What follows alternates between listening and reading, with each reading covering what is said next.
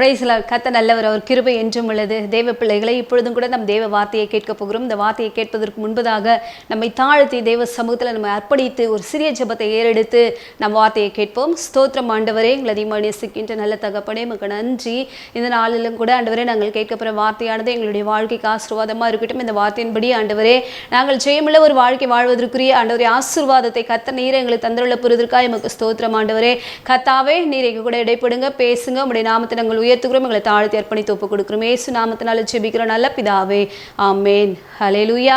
கர்த்தர் நல்லவராகவே இருக்கிறார். பிரியமான தேவனுடைய சின்னங்களை, நம்முடைய வாழ்வில் தேவன் ஒவ்வொரு நாளும் நமக்கு நன்மையை செய்து கொண்டே இருக்கிறார். நம்முடைய வாழ்வில் காணப்படுகிற குறைவுகளை கர்த்தர் மாற்ற அவர் வல்லமையுள்ளவராக இருக்கிறார். ஆகையினால தேவ பிள்ளைகள் கர்த்தரை தேடுவதற்கும் தேவனோடு நெருங்குவதற்கும் கர்த்தரை நாம் பற்றிக் கொள்வதற்கும் இன்னும் அதிகமாக நாம் பிரயாசப்படுவோம். அப்படி நம்ம பிரயாசப்படும் பொழுது நம்முடைய வாழ்வில் காணப்படுகிற குறைவுகள் எல்லாவற்றுமே தேவன் மாற்றி நம்மை உயர்த்தி ஆசீர்வதிக்க அவர் வல்லமையுள்ளவராக இருக்கிறார். தேவ பிள்ளைகளுடைய வாழ்வில் குறைவுகள் வந்தாலும் அந்த குறைவுகளை மாற்ற தேவனால முடியும் என்பதை நாம் விசுவாசிக்க வேண்டும். தேவனுடைய வார்த்தைக்கு நேராக நாம் கடந்து செல்வோம். புலம்பலின் புஸ்தகத்துல 3ஆம் அதிகாரம் 31வது வசனம். ஆண்டவர் என்றென்றைக்கும் கைவிட மாட்டார். ஹல்லேலூயா. தேவன் நம்மளை கைவிட மாட்டார் என்று சொல்லி இந்த வேத வாக்கியம் நமக்கு போதிக்கிறது. ஆண்டவர் என்றென்றைக்குமே கைவிடவே மாட்டாராம். தேவன் யாரை கைவிட மாட்டார்? தம்முடைய ஜனங்களை தேவன் கைவிடவே மாட்டார். அவரை அண்டிக் கொள்ளுகிற பிள்ளைகளை கர்த்தர் கைவிடவே மாட்டார். அவரை அண்டிக் கொண்டு அவரை சார்ந்த ஒரு வாழ்க்கை வாழுகிற தேவ பிள்ளைகளுடைய வாழ்வில் தேவன் நன்மை செய்ய அவர் வல்லமையுள்ளவராக இருக்கிறார். நம்முடைய தேவன் எப்பேற்பட்டவர் சொன்னா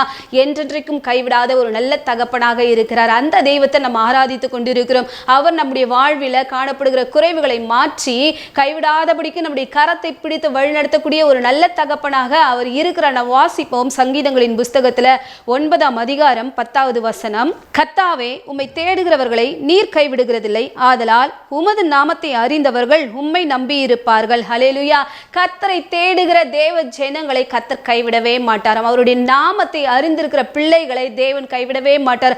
அவர்களுக்கு வேண்டிய நன்மையை தேவன் செய்யக்கூடியவராக இருக்கிறார். கர்த்தாவே, உம்மை தேடுகிறவர்களை நீர் கைவிடுகிறதில்லை, ஆதலால் உமது நாமத்தை அறிந்தவர்கள் உம்மையே நம்பியிருப்பார்கள் என்று சொல்லி வேத வாக்கியம் நமக்கு போதிக்கிறது. பிரியமானவர்களே, கர்த்தரை தேடுகிறவர்களை கர்த்தர் கைவிடவே மாட்டாரா? நாம் வாசித்தோம், ஆண்டவர் என்றென்றைக்கும் கைவிடவே மாட்டார் என்று சொல்லி தேவனை தேடுகிற உங்களை தேவன் கைவிடவே மாட்டார். ஆதலால் உமது நாமத்தை அறிந்தவர்கள் உம்மையே நம்பி இருப்பார்கள். கர்த்தரை தேடுகிற ஜனம், கர்த்தரை விசுவாசிக்கிற ஜனம், கர்த்தரோடு நெருங்கி கொண்டிருக்கிற ஜனம் என்னை தேவன் கைவிட மாட்டார் என்று சொல்லி அவருடைய நாமத்தை அறிந்திருக்கிறவர்கள் அவரையே நம்பி இருப்பார்கள், அவரையே சார்ந்திருப்பார்கள். ஏன் என்று சொன்னால், என் வாழ்வில் எந்த நன்மை குறைப்பட்டாலும் அந்த நன்மையை பூர்த்தி செய்ய அவர் வல்லமையுள்ளவராக இருக்கிறார். நான் ஜெபித்தால் என்னுடைய ஜெபத்திற்கு தேவன் பதிலை அளிப்பார் என்ற நம்பிக்கையோடு விசுவாசத்தோடு அவரையே சார்ந்திருப்பார்கள். ஆகையினால தான் நீங்களும் விசுவாசத்தோடு சொல்ல வேண்டும். என்னுடைய பிரச்சனையின் மத்தியில, என் போராட்டத்தின் மத்தியில, என் கடன் மத்தியில, என் வியாதியின் மத்தியில என்னை தேவன் கைவிடவே மாட்டார். என்னை ஆதரிப்பார், என்னை ஆசீர்வதிப்பார், என்னை உயர்த்துவார், என் வாழ்க்கையை மேன்மைப்படுத்துவார், நான் ஆசீர்வாதமாக இருப்பேன் என்று சொல்லி அவருடைய நாமத்தை அறிந்த ஜனங்கள் கர்த்தரை சார்ந்து கொண்டே இருக்க வேண்டும். ஏனென்று சொன்னால், அவர் சர்வ வல்லமையுள்ளவர், அவர் நம்மை கைவிடாதவர், நம்மை காக்கிறவர், நமக்கு வேண்டியவை கொடுக்கிறவர். ஆகையினால என்னை தேவன் கைவிட மாட்டார். என்னை யார் கைவிட்டு போனாலும், என் கணவர் விட்டுட்டு போயிடலாம், என் பிள்ளைகளை கைவிட்டுடலாம், நான் நம்பினவர்கள் என்னை கைவிட்டுடலாம், எனக்கு உதவி செய்வாங்கன்னு சொல்லிட்டு நான் நம்பிக்கொண்டிருந்த என்னுடைய ஜனம் என்னை கைவிட்டுடலாம், ஆனாலும் என் தேவன் கைவிடவே மாட்டார் என்ற நம்பிக்கையோடு நீங்க தேவ சமூகத்தில் நீங்க காத்திருந்தீர்கள் என்று சொன்னால், தேவன் உங்களை உயர்த்தி ஆசீர்வதித்து உங்களுடைய வாழ்வில் என்னென்ன குறைவுகள் இருந்தாலும் இந்த குறைவுகளை தேவன் மாற்ற அவர் வல்லமையுள்ளவராக இருக்கிறார். ஆகையினால என்ன செய்ய வேண்டும் என்று சொன்னால், நம்முடைய வாழ்வில் கர்த்தரை தேடிக்கொண்டே இருக்கணும். தேடுகிறவர்களை கர்த்தர் கைவிடவே மாட்டார். அவரை தேடினால் நமக்கு தென்படுவார். அவரை விட்டு விட்டோம்னு சொன்னா அவரை நம்மளை என்ன பண்ணுவார்? என்றென்றைக்கும் கைவிட்டுவேன்னு சொல்லிட்டு ஆண்டவர் சொல்றாரு. தேடுகிற ஜனங்கள் எப்படி தேடணும்? விசுவாசத்தோடு, நம்பிக்கையோடு. அவருடைய நாமம் உயர்ந்தது, எனக்காக யாம் செய்வார் என்ற நம்பிக்கையோடு நீங்க தேடுனீங்கன்னு சொன்னா தேவன் நிச்சயமாக உங்களுடைய வாழ்வில் காணப்படுகிற குறைவுகளை மாற்றி உங்களுக்கு நன்மை செய்ய அவர் வல்லமையுள்ளவராக இருக்கிறார். நம்ம எடுத்து நாம் வாசிப்போம் சங்கீதங்களின் புஸ்தகத்துல 34ஆம் அதிகாரம் 1வது வசனம். கர்த்தரை நான் எக்காலத்திலும் ஸ்தோத்தரிப்பேன், அவர் துதி எப்போதும் என் வாய் வாயில் இருக்கும். ஹல்லேலூயா.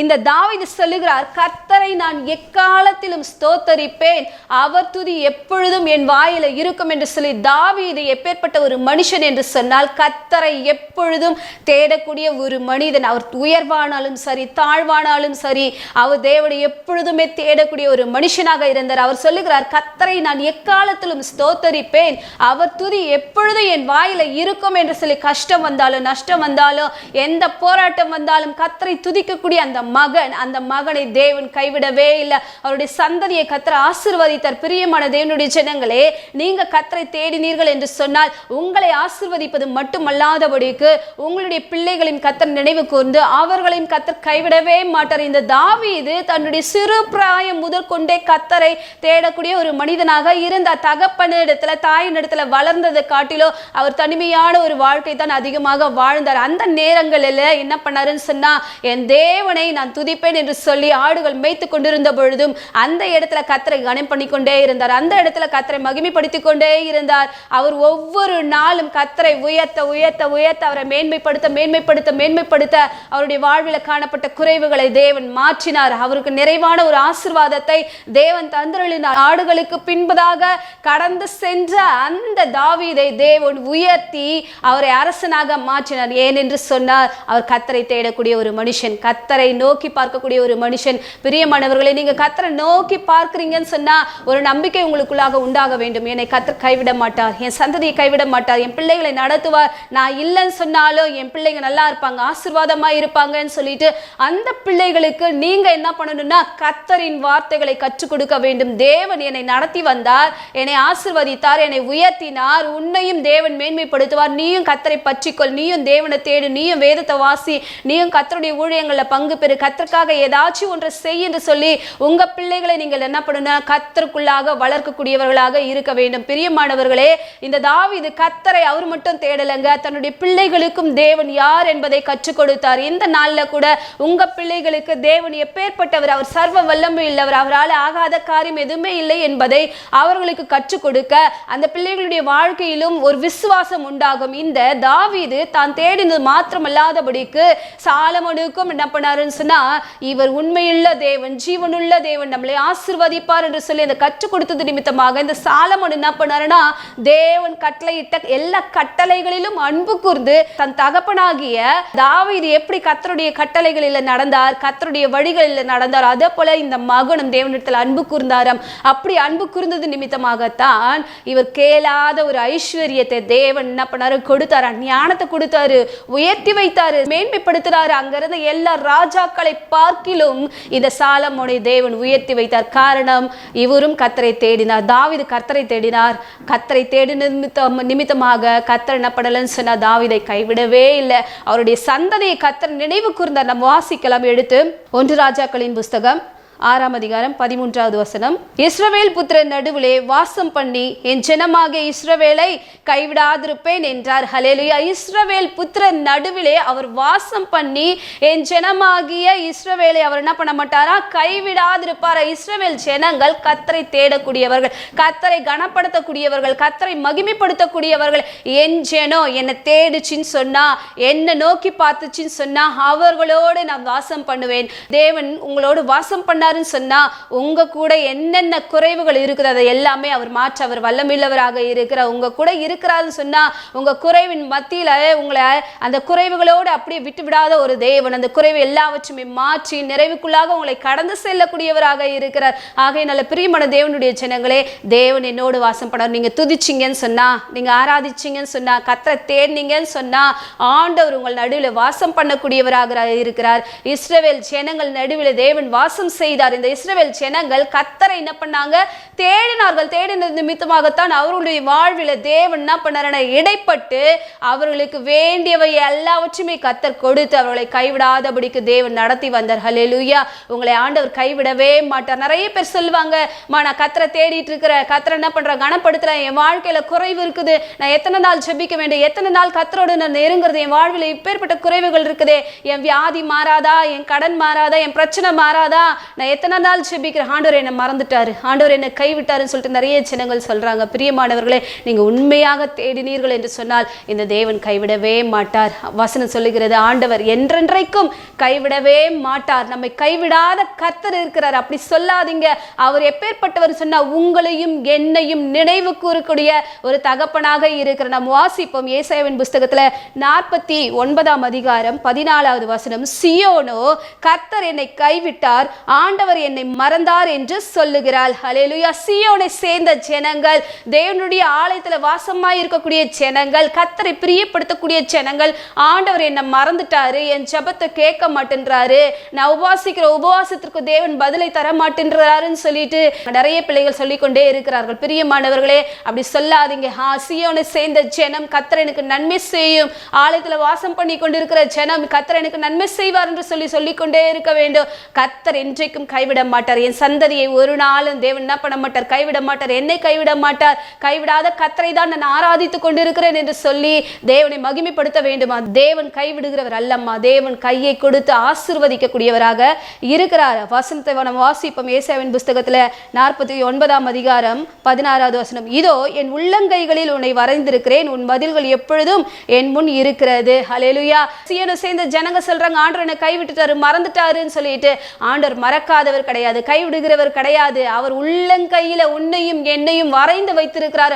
உள்ளங்கையில இருக்கும் பொழுது நொடிக்கு நொடி உன்னை பார்த்து கொண்டே இருக்கிற தேவன், நிமிடந்தோறும் விசாரிக்கிறவர், உன்னுடைய தேவை என்னது என்பதை அறிந்து கொண்டு அதை பூர்த்தி செய்ய அவர் வல்லமையுள்ளவராக இருக்கிறார். ஆகையினால என்னை தேவன் கைவிட்டுட்டாரு, என்னை மறந்துட்டாரு, என் வியாதியை தேவன் மாற்ற மாட்டேன்றாருன்னு சொல்லிட்டு நீங்க என்ன பண்ணாதீங்கன்னு சொன்னா அவிசுவாசமான வார்த்தைகளை அறிக்கையிடாதீங்க. நிச்சயமாகவே என் வாழ்க்கை தரத்தை கர்த்தர் உயர்த்துவார், என்னை மேன்மைப்படுத்துவார், நான் ஆசீர்வாதமாய் இருப்பேன், நான் என் இனஜன பந்துக்கள் மத்தியில நான் உயர்வோடு காணப்படுவேன் சொல்லிட்டு கர்த்தரை மகிமைப்படுத்தி கொண்டே இருங்க. தேவன் தாவீதுடைய சந்ததியை கைவிடவே இல்லை, அந்த சந்ததியை உயர்த்தி வைத்தார். அதுக்கு காரணம் அவர்கள் கர்த்தரை தேடினார்கள், தேவனை மகிமைப்படுத்தினார்கள், தேவனோடு கூட இருந்தாங்க.